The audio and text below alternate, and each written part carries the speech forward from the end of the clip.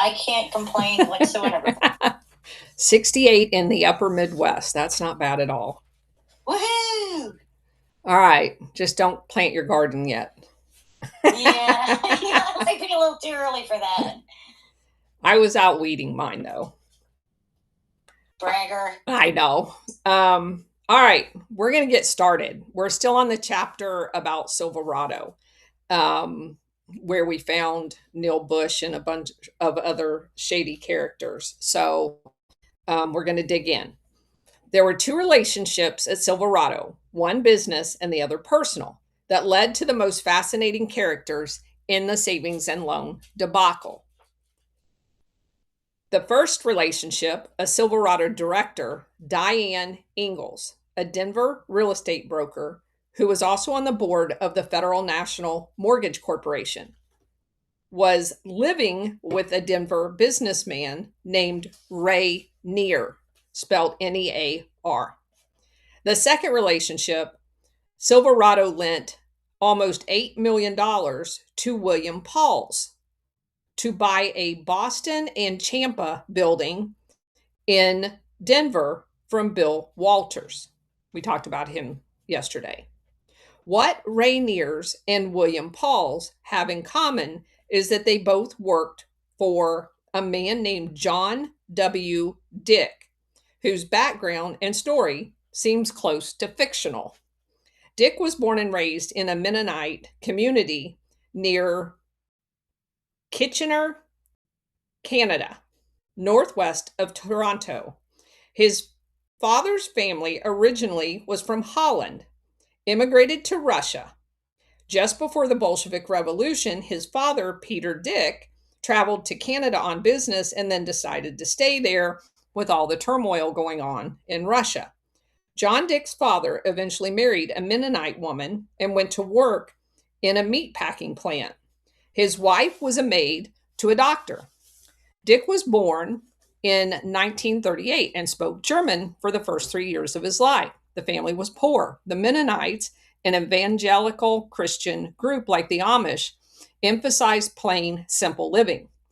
Dick quickly shed his Mennonite upbringing when he went to college to become a lawyer.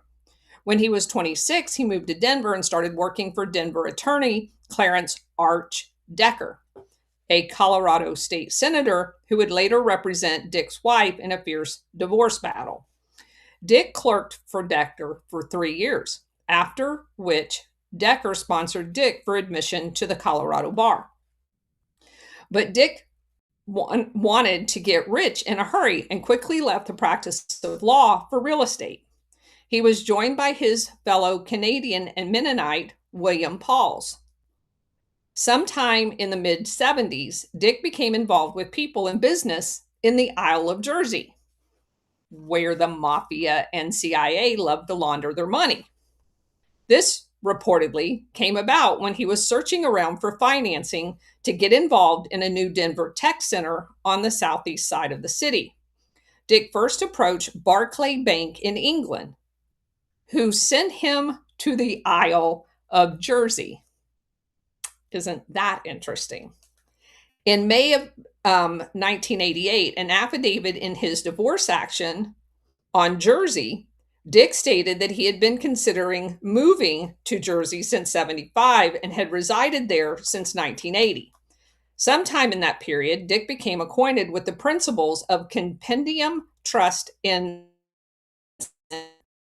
consultants, including Harvey, the same people who Lawrence dealt with in laundering Jack DeVoe's drug money and who Mike Atkinson had dealt with in moving Texas savings and loan money to the Isle of Jersey, that we already talked about. In fact, some people close to Dick believe he was instrumental in having the Jersey Trust established. Compendium, because he's a lawyer, Compendium and Sanson were set up in 77 and 78 after Ray Harvey and his associates moved to Jersey from the Bank of Nova Scotia in the Bahamas. Also in 78, Harvey and his Isle of Jersey partner, John Wadman, were involved in Denver land transactions with Dick, Pauls, and Dick's brother-in-law, Warner Heinrich. There were several lawsuits accusing Dick and his partners of fraud.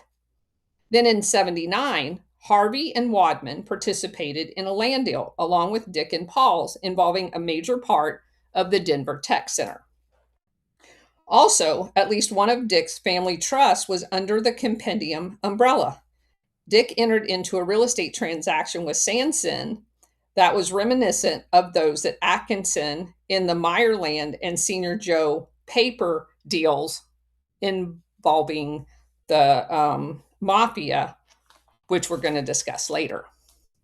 This particular arrangement occurred in August of 86, just 2 months after Atkinson closed on the Florida land deal with St. Joe's Paper Company, and Corson's savings and loan transferred $7 million to Sanson on the Isle of Jersey.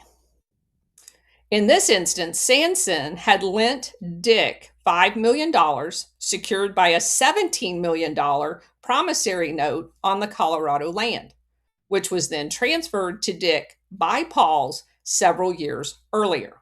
These notes required no interest of principal to be paid until 1996. The California judge hearing Elizabeth Dick's divorce petition called the creation of the $17 million promissory note a sham transaction. Another interesting tidbit leaked out during the divorce. Decker, Elizabeth Dick's attorney, stated in court that Dick had helped his friend Bill Walters, the big millionaire in Denver, move $20 million in 86 to the Isle of Jersey. Dick denied this when questioned. Several sources close to Dick said that Walters definitely traveled to the Isle of Jersey in 86, where he stayed at Dick's mansion. In 84, Dick purchased the lordship of St. John, one of the 12 entities on the Isle of Jersey. It consisted of a huge multi-million-dollar 16th century manor and 120 surrounding acres. When friends, including Diane Ingalls and Bill Neer, would come to visit Dick on the Isle of Jersey, any of the overflow crowd would be put up at the Little Grove Inn, which was owned by none other than St. Joe Paper Company of the DuPonts in Delaware. Had a inn on the place where the CIA likes to money launder. That's crazy. Also, in partnership with St. Joe was Ed Ball and Charters Oil Raymond Mason. They were all there. There was at least one direct transaction where Dick and Walters worked together. In August of 1985, Walters sold a lot and house at the Vintage Club outside of Palm Springs to Dick's company, Noramco Management Group. To buy the property, Noramco borrowed $1.7 million from Hill Financial, Red Hill, Pennsylvania. Dick signed the mortgage as president of Noramco and also gave a personal guarantee to the note. Dick was introduced to Hill Financial by Richard Ross Miller, Walter's old partner and a $180 million plus borrower at Hill Financial. Ross Miller, as noted before, had done business with mobster Herman Beepy back in the 70s and probably was still doing business with him based on the banks that he owned. There was evidence of contact between Beebe and Dick, as Beebe's name and phone numbers, including the number of his house in La Costa, were in Dick's private Rolodex. Ross Miller, in an April 4th, 1986 letter to the president of Hill Financial, stated that John Dick visited me last night concerning a loan. Dick had purchased 4 condominiums across the street from his own house for his parents and their servants, and wanted to purchase the remaining 19 condos in the complex. In his letter to Lutz, Ross Miller said, John would like to borrow $4 million for a period of 3 years. $3 million would be used for the acquisition and $1 million for an interest reserve.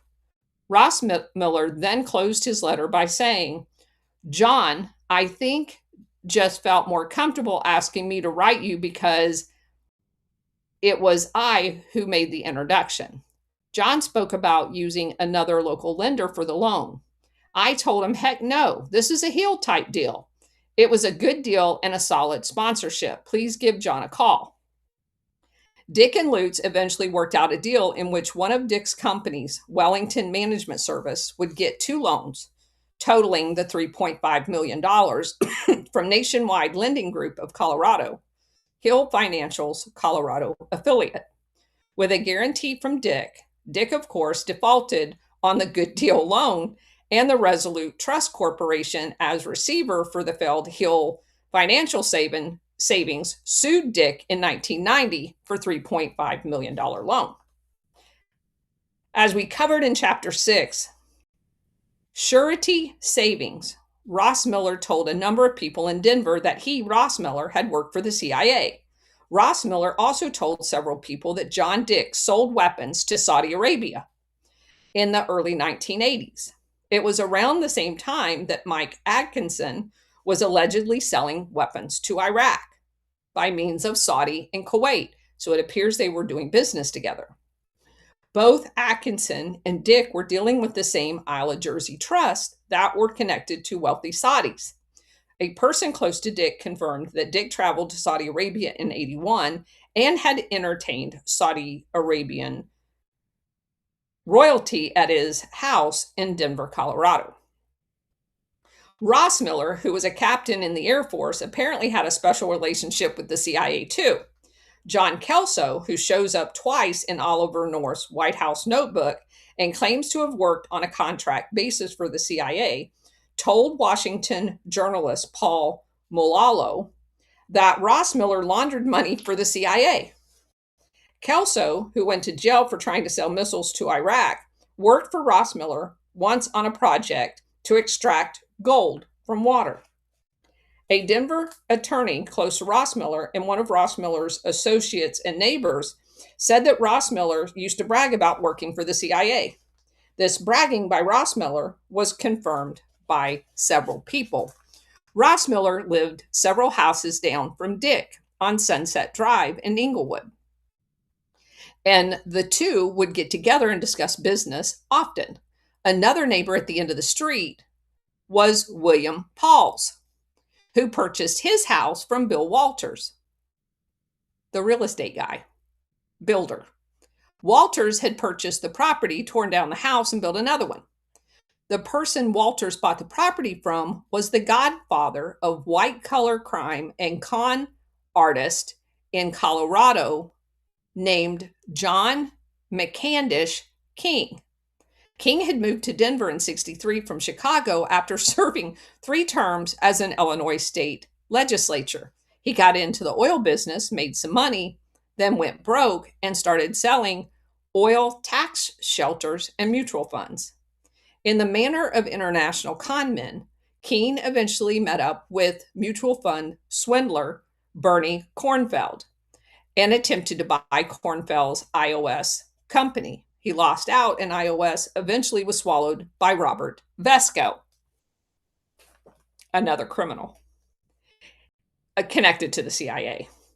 In the mid-1970s, King did a year in jail for income tax fraud and quietly retired to a Colorado ranch. Before that happened, King had gotten close to Richard Nixon and claimed to have been an advisor to President Johnson, Kennedy, Herbert Hoover when he ran the Hoover Commission under Truman. King also had an account at Paul Helliwell's Castle Bank in the Cayman Islands. And some of his advisors included former astronaut Wally Schirra and Frank Borman, as well as Richard Allen. Allen later served as Ronald Reagan's first national security advisor and resigned under a cloud of scandal fueled by stories in the Wall Street Journal written by Jonathan Kitney. King is also mentioned in the Iran-Contra documents that is an exhibit to the testimony of Richard Secord. It is in a 1986 letter to Albert Hakim, Secord's Contra resupply partner, from Willard Zucker, their attorney, who helped to set up the corporations and Swiss bank accounts to do all the money laundering. Zucker stated that he knows King and had a mutual acquaintance that he would not be investing in one of King's new oil ventures. Another person close to Dick said that King had taught Dick all he knew about how to create trust accounts and launder money. Dick also cultivated Atlantic Richfield's Robert Anderson, Michener's land partner. They had several things in common. They both knew and did business with Richard Rossmiller, and they had both borrowed money from Hill Financial. Dick had Anderson over to his house for dinner, while Anderson invited Dick to his annual Christmas dinner for the world's most powerful men at the Claridge Hotel in London. The only women in attendance, according to a source close to Dick, was then Prime Minister Margaret Thatcher. There are other indications that Dick moved in international circles. He owned a farm in Manitoba from which he sells wheat to the Soviet Union. He holds citizenship in the Dominican Republic.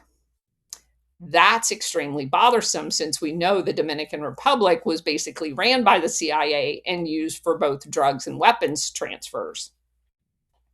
How convenient, especially if you're a money launderer and live on the Isle of Jersey where they launder money. Private detectives have tracked his travels all over the world, from Europe to the Middle East to the Far East, and he allegedly uses evangelist Billy Graham's Youth for Christ International to travel under their banner. I'd like to say I'm shocked. Dick was reportedly instrumental in establishing Youth for Christ International headquarters in Singapore, where he traveled frequently. In 1990, Dick attended a Youth for Christ meeting in Chicago where he was praised by Graham for heading a $10 million Youth for Christ trust fund. So wait a minute. The guy that's famous for setting up trust funds on the Isle of Jersey was praised for setting up a trust fund under a ministry of Billy Graham's. Okay. This fund, according to a source, was operated out of the Isle of Jersey. Isn't that convenient? Dick also has a number of businesses in London, because of course he does. In 1987, Dick and his partner Pauls were attempting to buy an office building in London, across the Thames from Parliament, for about £5 million, with a 20-year lease to the British government agency. Hill Financial was going to make the loan, and there was correspondence between property consultants in London and Al Lutz. Federal examiners said the deal apparently fell through. Also in London, Dick and Pauls owned a business called Hooper's Royal Carriage, which rebuilt Rolls Royces. They refurbished a Rolls Royce for the Sultan of Brunei and also for Marvin Davis. One of the biggest social events of the year in Denver was Marvin Davis's Carousel Ball, which had moved to Los Angeles. The event was to raise money for the treatment and research of juvenile diabetes, which afflicted one of Davis's daughters. One year, Dick and Pauls took Hill's Financial, Alan Lutz, to the Carousel Ball.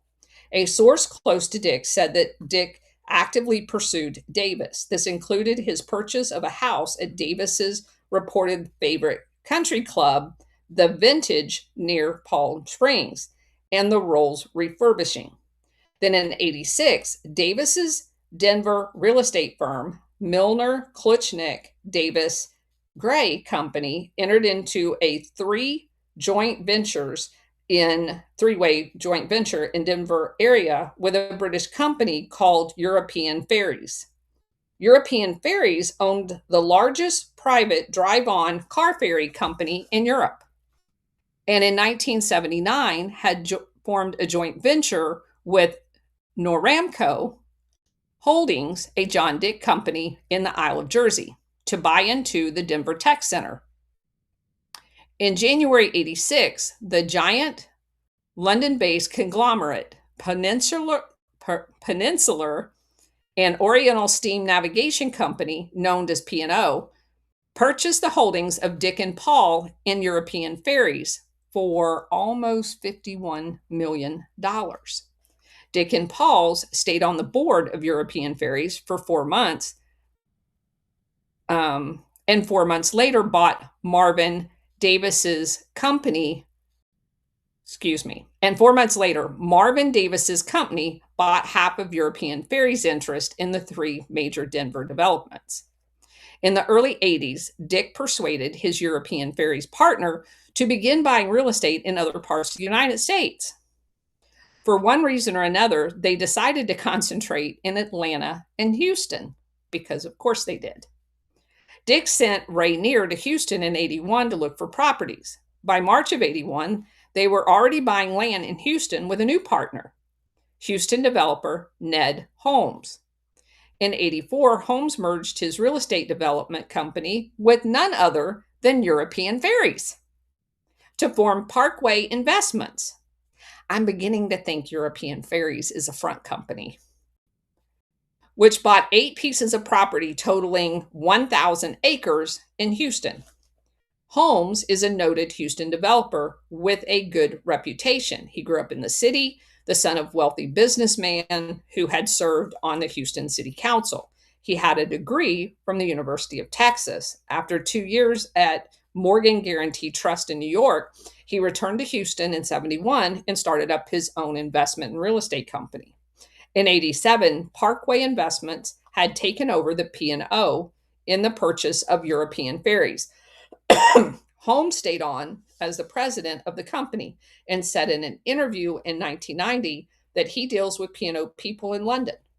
Also in 87, Holmes was appointed to the Port of Houston Authority Commission, where they were bringing in all the drugs, which governs, they govern the Port of Houston, the third largest port in the country. And coincidentally, where P&O did quite a bit of their business. Holmes has said that there's no conflict of interest in this because he has no involvement in the maritime business of P&O. Then in 88, Holmes was named chairman of the Port Authority Commission. This appointment was a joint decision by the city of Houston and Harris County Commissioner Court, which just so happens is where the guy that Michener controlled ran the court. So, Holmes replaced Archie Bennett as chairman of the Port Authority. Bennett was noted in an earlier chapter as a good friend of Walter Michener's. Bennett had sold his hotel company to Southmark and moved to Dallas and then filed bankruptcy. In 81, the Port of Houston got into a legal battle with a couple of Houston developers over a large tract of land on the Houston Ship Canal. The lawsuits were settled when the port got back a $250,000 down payment, but the port ended up paying its attorneys $450,000 to represent them. That sounds like money laundering too. One of the outside attorneys hired by the port was Tom Alexander, Robert Michener's personal attorney and good friend. The land the port backed out of buying was later purchased by a group led by Michener's close friend, Kenneth Snitchner. In 1990, Holmes was a member of a group of local investors who were vying to win a $1 billion contract to build a rail transit system for Houston. His partner was Leo Lindbeck, a construction contractor and fellow Kappa Sigma brother of Carol Kelly's. and Walter Mitchner Jr. In the summer of 92, a controversy arose over the Port of Houston's dealings with Snitchner. It appeared as if a closed door agreement had been cut between Snitchner and the Port Authority, led by Snitchner's former mass transit partner, Ned Holmes. The Port Authority had agreed to buy 500 acres from Snitchner for $12 million and lease him a terminal at the port. In exchange, Snitchner agreed to drop his bidding war with the port over another terminal. One port commissioner, the president of the International Longshoremen Association, questioned the deal and got Texas Attorney General to investigate. Snitchner denied any deal had been cut and said that the local union was mad because of his decision to use non-unions at his leased terminal. An article about John Dick was the last one of the savings and loan crisis that the author had written about in the Houston Post. It appeared in December of 1990 and was followed 8 days later by a series of articles on Walter Mitchner. Those articles were never published. Why they weren't is explained later in the book. Because they let him go. I'll go ahead and tell you. Moving on. That kind of closes up the chapter on Silverado. At the same time that Farhad Azima had bought Buffalo Airlines, he was engaged in a big controversy over two DC-8s in Spain with individuals who led to a vast international interconnected web of airplanes, boats, drug smuggling, weapon smuggling, money laundering, banks, savings and loans, Colombians, Cuban exiles, CIA, and Mafia. And where did it all happen? Well, of course, it happened in Miami. Almost all of the mazes and threads, if followed far enough, eventually lead back to Texas. Just like Robert Sensei, who I started out in Florida, I ended up in Jacksonville, I went to Houston, and then back to. It's a connection there, I'm telling you. They also somehow touch Robert Corson and Robert Mitchner and the Mafia. Fernando, and I don't know how you say his name, I'm going to butcher it, but I'm going to spell it first. Let me start over. Birbragher. Berbrager, that's how I'm going to say it, Berbrager, was a Jewish Russian from Colombia. Okay, let me say that again. A Jewish Russian from Colombia, Fernando Berbrager, whose father, Abraham, had immigrated to Colombia from Russia in 1928. Berbrager was also an officer or director in a number of Miami companies that was involved in real estate development, restaurants, and automobiles. All right, let me just say this. When I see this combination, real estate, restaurants, and automobiles, you immediately think Mafia CIA. Why? Because they money launder their money in real estate. They buy restaurants because at the time it's an all cash business. So it's a perfect way to launder money. And automobiles, every one of these bastards that we've went through in the United States, from the Nicaraguans that came here and went out to LA and was selling, they smuggle drugs in automobiles. They modify the trunks. They pull up the seats. And they love having dealerships in the United States because they can use the cars and have people coming in from out of the country drive those cars, and the cars are never tied to anything because they're no paperwork. They just drive them temporarily, especially the used car lots. They just drive them temporarily and fly back out, and then there's no record of them having been here, which is why they also have stash houses, which is great to have real estate investments because you have stash houses. It's the perfect cover. So even when I was first reading this book, before I ever went any further in this chapter, I was like, I know where we're going. In addition, he owned aircraft refurbishing companies in Miami with a joint venture with major U.S. aircraft maintenance companies. Wonder if they don't name it, but I wonder if that was evergreen. Probably. On September 19th, 1984, Burbrogger incorporated his aircraft company, Quiet Nacelle, to manufacture and install the noise suppression equipment called hush kits on DC-8s in order to meet the new FAA noise requirements. And I told you about that happened in the 80s when I was working at Evergreen at Stanford Field. We had to send the DC-8s either to Miami or to France, Paris. There was another facility there to install these kits. And all of the DC-8s that we had at UPS were old former Flying Tiger aircraft, the same Flying Tigers that flew opium in the Southeast Asia, those Flying Tiger aircraft. Blah!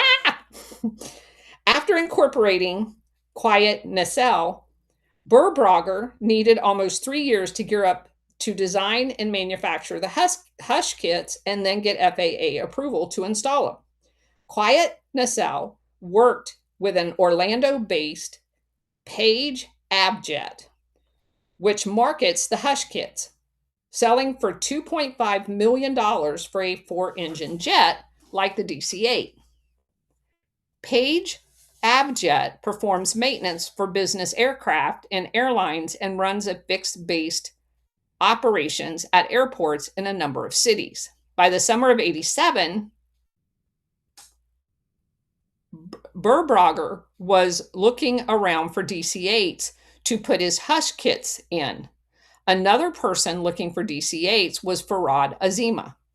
In May of 87, Azima Aviation Leasing Group signed a contract to buy 2 DC-8s from a Swiss company in Industry Leasing AG, a subsidiary of the Swiss Bank Corporation.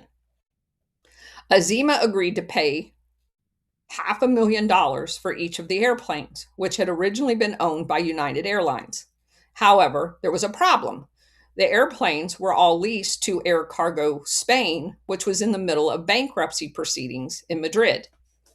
To further complicate matters, Azima and his right-hand man, Manzoor Raznavad, found out that they had some competition for the planes, according to a lawsuit they filed later. Burbrauer was also trying to buy the aircraft and had succeeded in getting the bankruptcy liquidation committee to approve the sale of the aircraft to him for $930,000. But it was really a fight between Azima and Burbrauer. Quiet Nacelle's biggest competition in the hush kit business is a San Antonio company headed by Doug Joffrey, the son of a San Antonio businessman, Morris Joffe. In 89, one of Joffrey's closest friends and associates, John White, a lawyer, lobbyist, and former DNC chairman, was telling reporters that Azima had gone into the hush kit business with Burbrauer. Both Azima and Buffalo Airways had previously purchased hush kits from Doug Joffe's operation. Interestingly, Azima's Global International Airways listed a $71,000 letter of credit due to Page Abjet, Burbrauer's future partner, as one of the liabilities owed to an Indian Springs state bank. On the surface, it appears that the lawsuit between Azima and Burbrauer was pretty hard fought, with strong accusations and recriminations on both sides. But the suit was settled in 1989. Burbrauer's company buying the interest of Azima's group in the 2 aircraft for $2 million. But they only cost $500,000 a piece. So where did the $2 million come from? So Azima had more than doubled his money in less than 3 years. What? That sounds like a money laundering operation. I'm sorry to keep saying that, but they all are.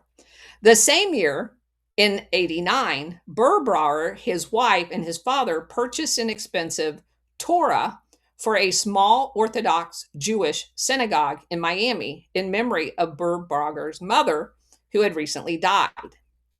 He is quoted as saying, "After my mother died, I became very dedicated to the synagogue. Our hopes are not only to dedicate the Torah, but also to help build a synagogue that will be used for the glory of God." Before Burbrauer dedicated himself to the synagogue, he had dedicated himself to something completely different. 3 months before he had incorporated Quiet Nacelle, Burbrauer had pleaded guilty to laundering drug money for fear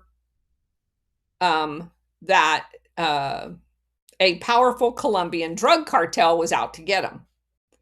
After Burbrauer was indicted in 82, he either fled the country for his native Colombia or was already there. Miami Herald's story about the indictments in 82 described him as a fugitive.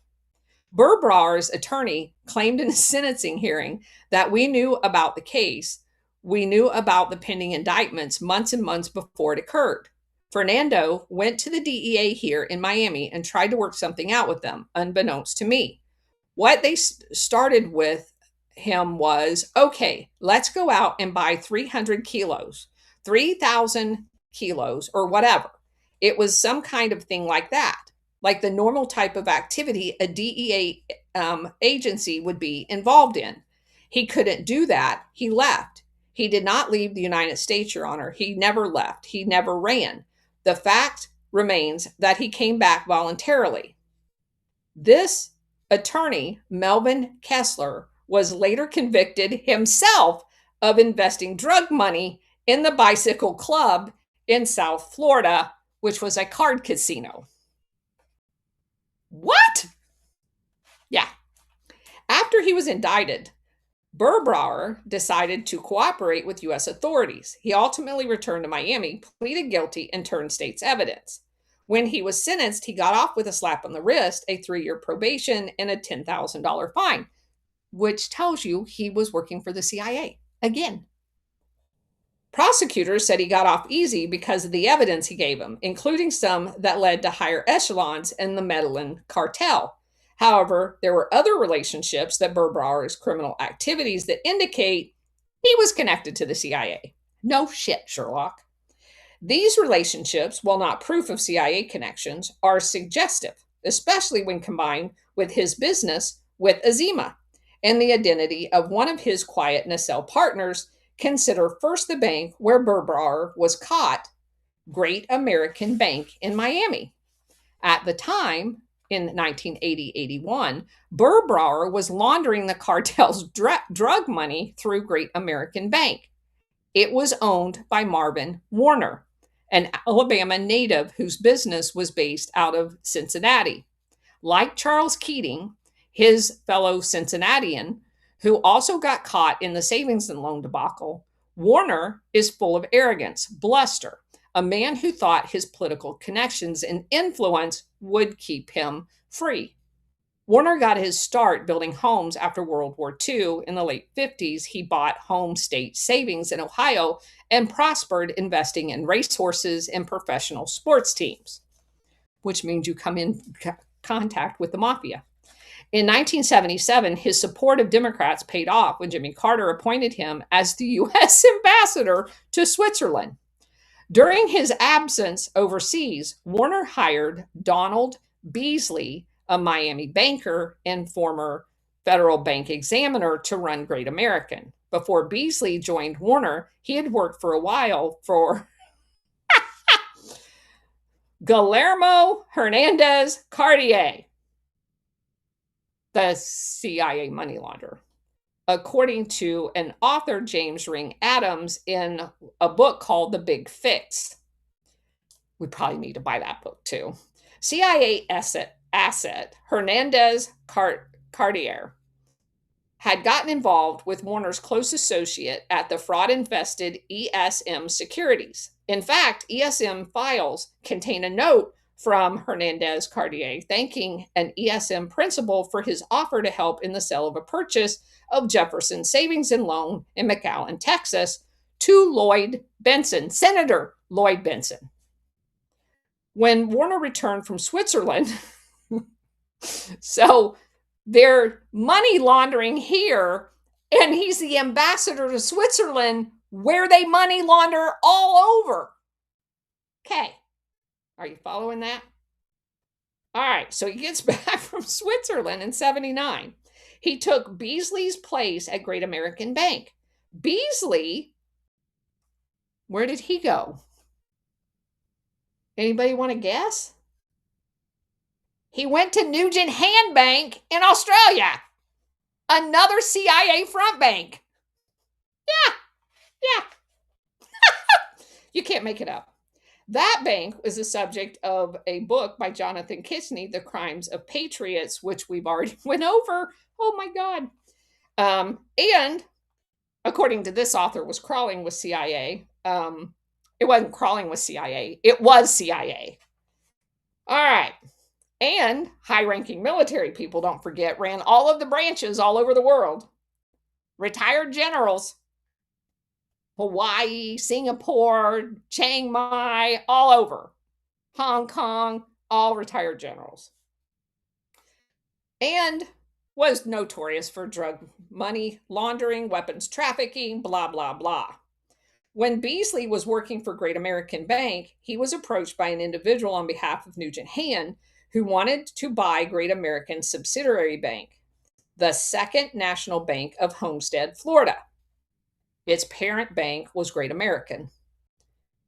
The deal eventually fell through, but there were allegations that Second National Bank had been connected to Paul Helliwell, the China OSS veteran and CIA master operative who practiced law in Miami and set up Castle Bank to money launder for the CIA. While Beasley was the CEO of Nugent Hand, he took part in the attempted acquisition of a London bank.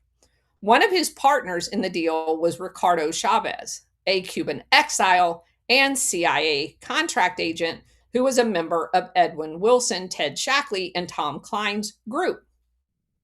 In fact, Chavez was an officer in Wilson's Houston-based API distributors. All CIA fronts, all of them. Despite all these relationships to CIA operatives, Beasley, of course, denied that he had anything to do with it. He's literally bumping into CIA on all four sides and supposedly has no clue. After Beasley left Nugent Hand, when it disintegrated, following the suicide of one of the founding members, he returned to Florida banking, first as president of Gulfstream Banks. So again, it's just crazy. Nugent Hand, in the immediate aftermath of it going under, was under investigation for money laundering. So the guy who's now been in charge of two banks that are no money laundering is allowed to come back in the United States and get into banking again. That's how you know the whole system's corrupt. All right. First as president of Gulfstream Banks, and then as president of City National Bank of Miami. City National was owned by Roberto Duque, a Colombian whose father was a wealthy coffee magnate. The attorney for the bank was Stephen Arkey, Marvin Warner's son-in-law. Arkey's firm also represented Beasley in a threatened lawsuit against Kitchney for the stories he wrote about the guy being associated with the CIA and money laundering. Arkey committed suicide in July of 1985 after SEM government security fraud scandal broke.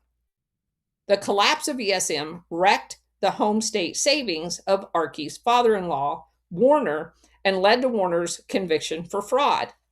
After Arkey's suicide, he was praised by his former boss at the SEC, where Arkey had worked when he got out of law school. So as soon as he's found to be a fraud, he commits suicide, and then they hail him as a great guy at the SEC. Okay. He was one of the real success stories, according to Stanley Sporkin, who was then the general counsel of the CIA. What? Yes. Meanwhile, Beasley found himself enmeshed in yet another financial institution in the web of scandal. His boss, Alberto Duque, got caught using phone bills of lading of coffee. Oh, excuse me, phony bills of lading of coffee as collateral to get more than $100 million in bank loans. He was convicted in 86 and sentenced to 15 years in jail. Besides Beasley, another Miami businessman embarrassed by Duque's fall from grace was Jeb Bush. In 83, just days before Duque's empire started collapsing, Jeb Bush accompanied Duque on one of his private planes to the inauguration of the president of Costa Rica. Now, isn't that interesting? That's in 86, and that's when Costa Rica was in the throes of hiding Robert Vesco and facilitating the DEA and CIA running the Contra operation out of Costa Rica. That's where they had set up shop. So Jeb Bush goes to the inauguration of the new president in a very, very corrupt country. That's where John Hall had his CIA ranch, where they were running Contra operations, weapons trafficking, drugs trafficking out of it. That's all in Costa Rica. So Jeb Bush, who was the money launderer in Venezuela at a bank for the CIA, is going to Costa Rica for an inauguration. Okay. And Duque was building a new headquarters in downtown Miami for his General Coffee Corporation. Before that, Beasley had managed to escape the drug money laundering scandal at Great American Bank by months. Warner, too, had dodged indictment, although the bank itself, as well as 3 employees, were charged. Just before the indictments were handed down in December of 82, Warner sold Great American Bank to Barnett Bank. What? So was he tipped off? It was Barnett Bank, not Warner, who had to pay the fine levied on Great American Bank. So he bailed out just in time to avoid indictment. So why wouldn't the DOJ actually go after the guy that did it and not the new owners? Because that's not what they're all about. So Great American Bank pleaded guilty to drug money laundering. Warner, however, reaped a profit of $18 million in the sale to Barnett before the scandal broke. Also about that time, Warner was trying to sell a bank holding company he owned in Florida to a problem-plagued Freedom Savings and Loan in Tampa, in which Warner owned a little less than 5% of the stock. Freedom refused to go for the deal, so Warner had his home state savings bank in Ohio buy 7.5% of Freedom stock to try to get it to have enough votes to swing the deal. Another stockholder, a big borrower at Freedom, was Oklahoma conman and mob associate Charles Bazarian, who we've talked about before. And in 86, when Freedom was in the death throes after Warner, Bazarian, and a mob associate from New York had looted it, Chicago businessman Sam Zale, an old business partner of Douglas Crocker and Burton Cantor, bought control of Freedom. But before Zale bought Freedom Savings, Warner was trying to get American Savings and Loan in Miami to buy the bank, or at least purchase his stock. American Savings and Loan is a multi-billion-dollar savings and loan in Miami that was controlled by Shepard Broad, an attorney and Russian immigrant himself, along with his son Morris. In December of 82, Warner and the Broads signed a vote trust agreement on control of American savings. The Federal Loan Home Bank approved the agreement in November of 83. Warner purchased approximately $13 million in American stock. In January of 84, Warner took over as chairman of the board and CEO of American Savings. He then placed his good friend and best business partner he had ever had, according to him, Ronnie Houghton of ESM Government Securities, on American's board of directors. Archie introduced Houghton to his father-in-law, Archie, the guy that shot himself after he was identified as a fraudster.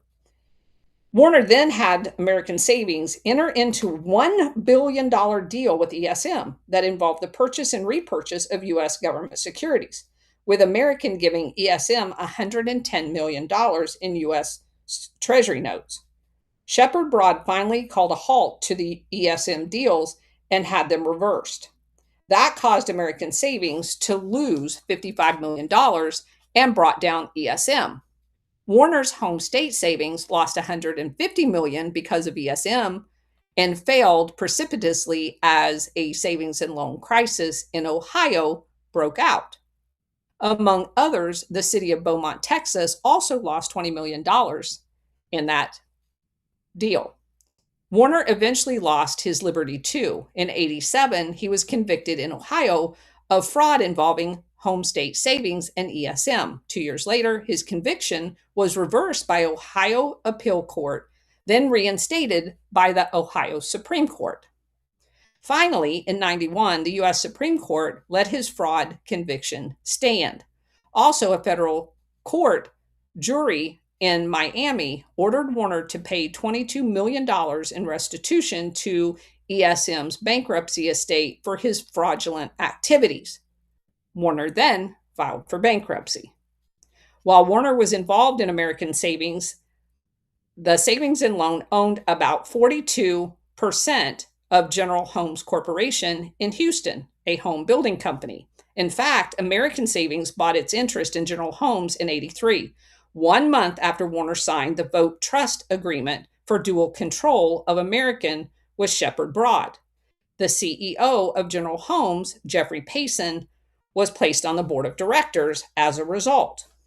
American also participated in General Homes' bank lines of credit totaling hundreds of millions of dollars, and the Savings and Loan purchased $125 million in mortgages of people who bought their houses. Guess who bought some raw land from General Homes more than any other? Who purchased some $100 million in surplus vacant property in the Houston area from General Homes? Robert Corson. In a class action lawsuit filed by General Homes and American Savings and Loan in a Dallas court in 1988 by some of the General Homes junk bond holders, the plaintiffs alleged that General Homes would sell portions of tracts of land to friendly purchasers at inflated price, and upon information and belief in some instances with provisions that General Homes would buy it back under certain circumstances. These friendly purchases would then sell or flip the property to other purchases, taking out profits and fees. The purpose of this scheme and course of conduct was to artificially create high sales. That's the thing I was telling you about the other day. They sell it to front companies or their friends at an inflated price when they own all of these other things, and then they drive the price of those other things up, and then through the back door settle with the original guy by buying it back at an inflated price. He takes the profit, but he started the whole chain reaction, and that's what they were doing. It's fraudulent. These fraudulent sales of real estate were made to various partners and occurred in connection with various General Homes projects throughout Houston, including Silver Mill Project, Park 45 Project, and another subdivision. Many of the sales from General Homes were to Robert Corson or people affiliated with him. And keep in mind, he's part of the CIA. Some of the transactions, General Holmes would actually finance the sale and take a first mortgage with a promissory note. The buyer would then obtain second mortgages from the savings and loan like Vernon, Continental, or Western, and later default on all of them. Thus, the borrowers would walk away with the savings and loan money, and General Holmes would take the land back. It's money laundering from the savings and loans. And it goes on to talk about how much of that was done, and they give us a bunch of details. But also, the Broads, the dad and son, um, were involved in KinderCare, which was a Alabama-based daycare chain. And the Broads sold KinderCare to American Savings for $138 million. Warner had founded KinderCare in 69 and then allegedly sold out in 76. A principal at KinderCare from Montgomery, Alabama, was a longtime friend of Marvin Warner. Another person involved in it was a friend of Michael Milken's. They had raised $350 million through Drexel Burnham junk bonds, while American Savings was buying other Drexel junk. One of the guys involved would plead guilty to illegal fraud activity involving himself in the KinderCare and Drexel Burnham operation. Another person that was involved in this in 77 and 78 was Robert Corson and his mother. They were building daycare homes in Houston and leasing them to KinderCare. So KinderCare being associated with these people is just deathly scary to me. But they were intimately involved in it. So that's pretty much it for this section of the loan or of the book. And we will continue tomorrow with the rest of this chapter. It's crazy. So what we learned today is that the Isle of Jersey can be added on to our long list of places where they love to money launder. And a lot of these people are involved in that particular thing. We moved into the state of Florida from Colorado. We're going to stay in the state of Florida for a while as far as the chapters go, and the nefarious in the savings and loans here. And what's weird is growing up, I mean, I recognize a lot of these banks that were based here in Florida. So yeah, Barnett Bank, obviously a big bank located here. So anyway, crazy. Megan Nuke, go ahead. Colonel, god damn it. Another freaking awesome X space. Hey, I got a question that's kind of off the rails here along this chapter that you just concluded. Okay. Please tell me, what is a hush kit? So the DC-8s that when they were originally manufactured were very loud engines. And a hush kit was put into the DC-8 engines to quiet their operations in order for them to comply with the new FAA rules of being able to land in residential areas. So the only way that you could use, and a lot of companies own those former, because there was a ton of DC-8s around. The only way after that was implemented that you could operate a DC-8 in U.S. airspace was to have hush kits on it, so that if you've never heard a DC-8 take off without those hush kits on it, louder than hell. Like the back end of a F4 taking off with afterburners on. That's how loud they were, which is hilarious for me because I was at Stanford Field, and the guard unit at Stanford Field had F4s. And so UPS was having to retrofit all of their DC-8s with hush kits when the exact same flight line had F4s taken off with afterburners on it all the time. So the reason why I asked is I was in from 87 to 95, and I remember B-52s and KC-135s with water burners. Yeah. And those things would rattle the windows for miles. But none of the around. FAA rules apply to military aircraft. I understand that, Colonel. Hence my question about the hush. And that's kind of the funny thing, right? So I was at Grissom with they had 135s, loud as hell, just as you say.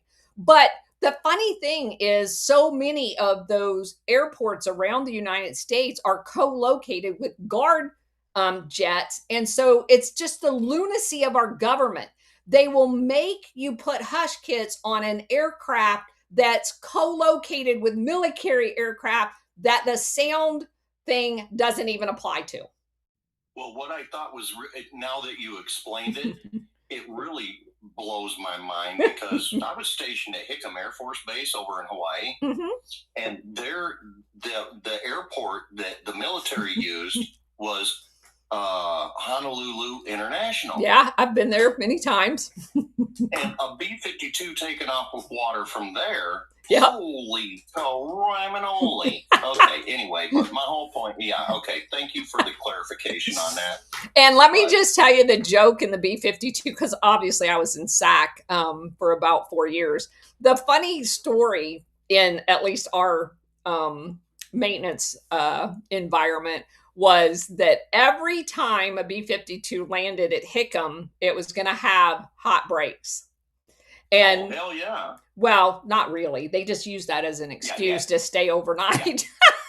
But if any B-52 that landed at Hickam was going to have a problem, and the most notorious problem that they always reported was hot brakes. So we can't take off. And I'm like, you can still take off. You're not going to use your brakes for like another 3,000 miles. Well, as a crew chief on KC-135s, I know the whole game.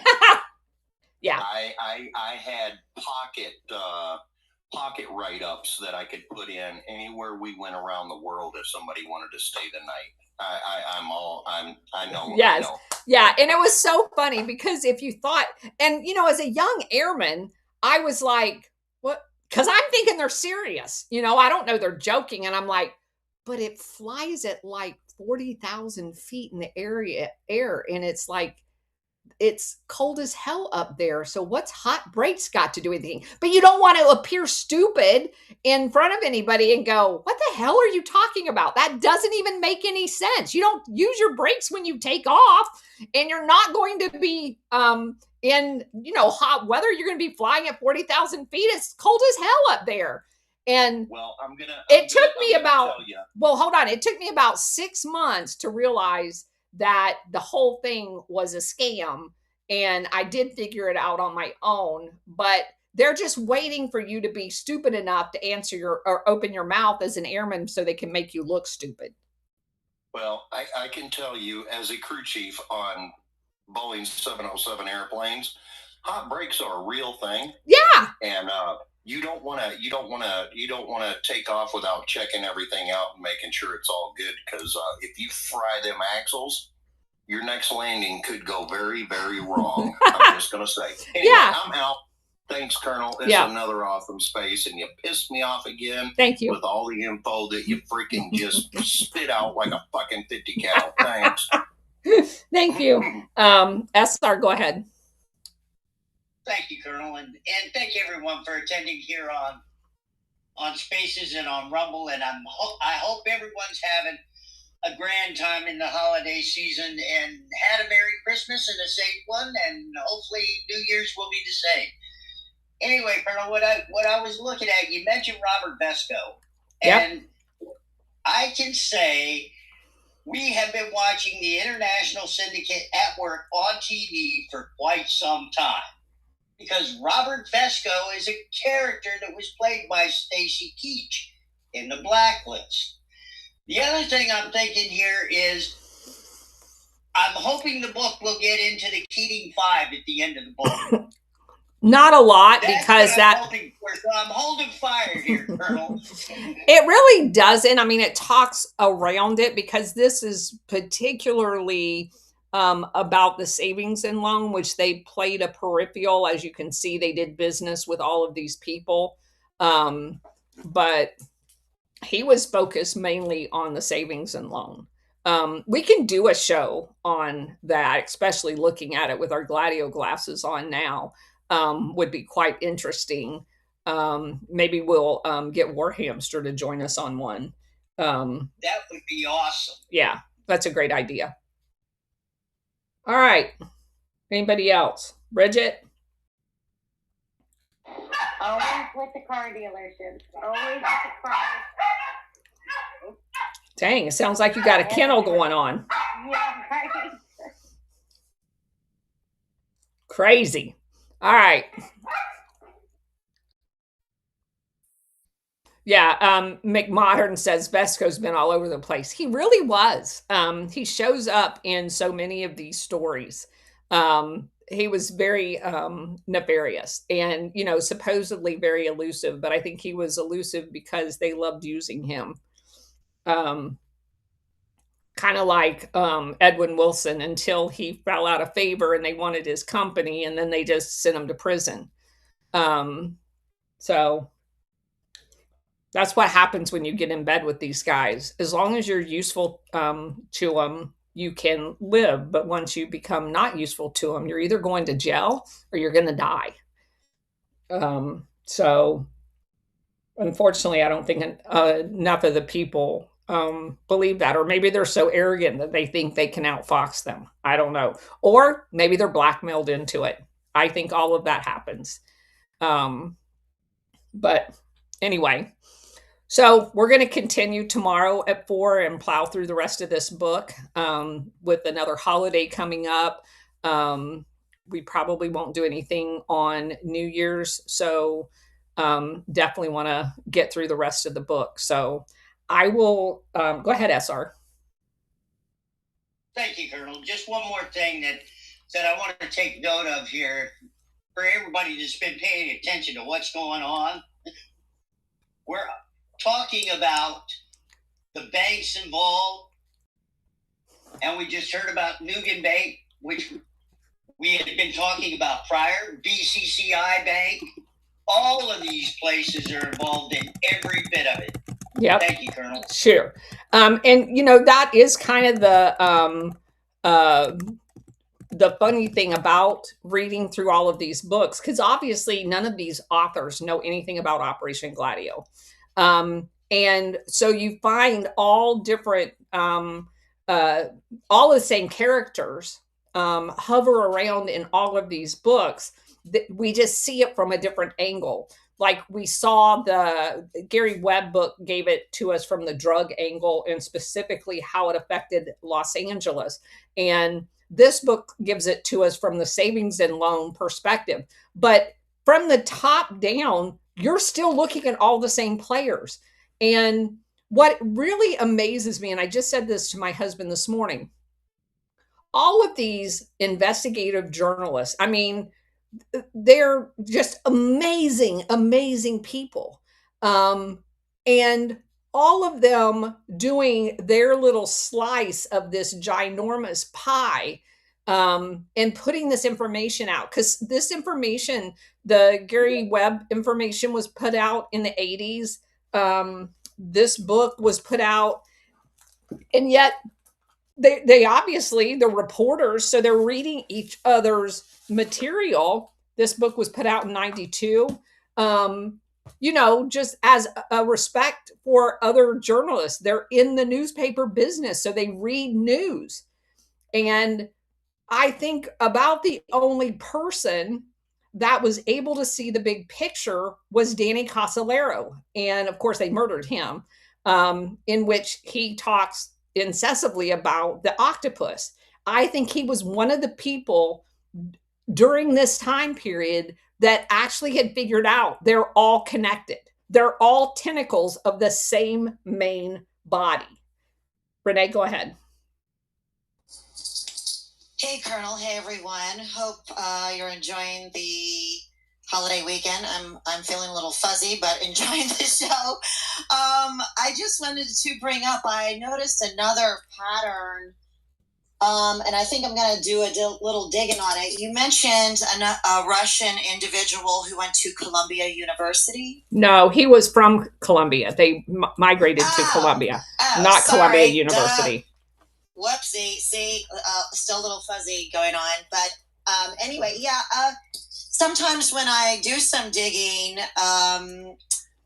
I keep going back. It keeps taking me back to Columbia University or an individual from Columbia University. Not that Columbia in South America doesn't come up, nor British Columbia, nor Washington District of Columbia.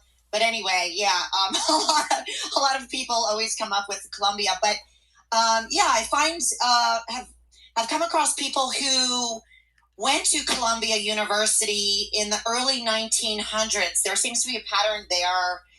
And even some people who were writers who wrote for some Hollywood films, but CIA connections, early, I'm curious if there's an early pre-Bolshevik thing going on. Something in my gut is telling me to look in this a little more because I keep every blue moon, a Russian immigrant in Columbia University comes up. So anyway, that's where my brain's at. Just wanted to share. All of y'all are doing good. Yep, we're doing great. Thank you. Yes. Okay, good. And it's funny how so many of these people, these nefarious people in some of these books, I'm not a good person when it comes to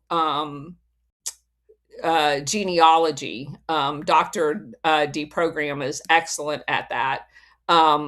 But a lot of these people in our books share common last names. And I always do a cursory search of, looking to see if there's any relationships to the people. Because the name that came up in this chapter, Jaffe, is shared with quite a few other people that I've came across in banking, and then this one in this book was in banking as well. But I did not find any relationship to them. It doesn't mean they're not related, but it does make you wonder. So anyway, SR, go ahead. The name Brewbager, by the way, Colonel, is a Jewish surname. Yeah. So how he winds up in two nationalities and Jewish is, well, what can I say? But that's the guy. Hold on just a second. Let me go back.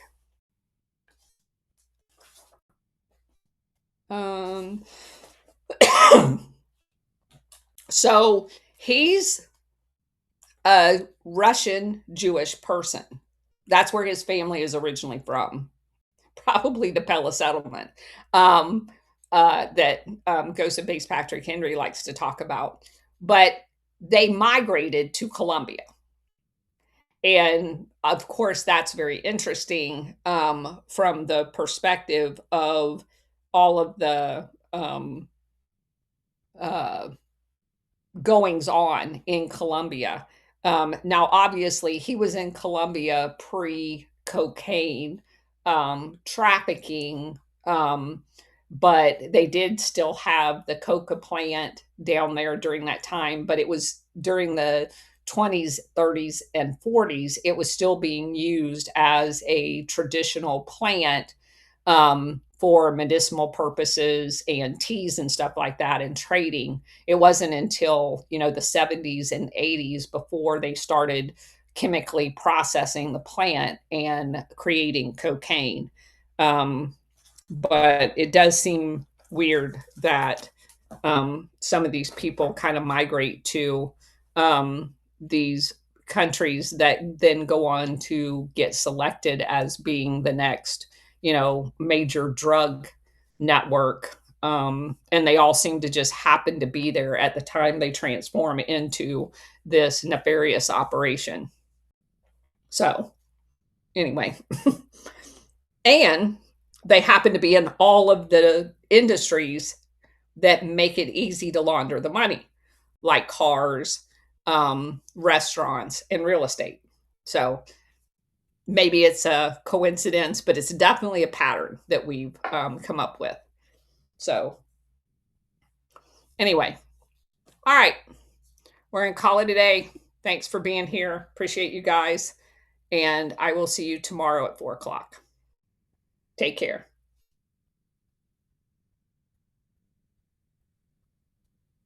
See you guys later. Thanks for being here.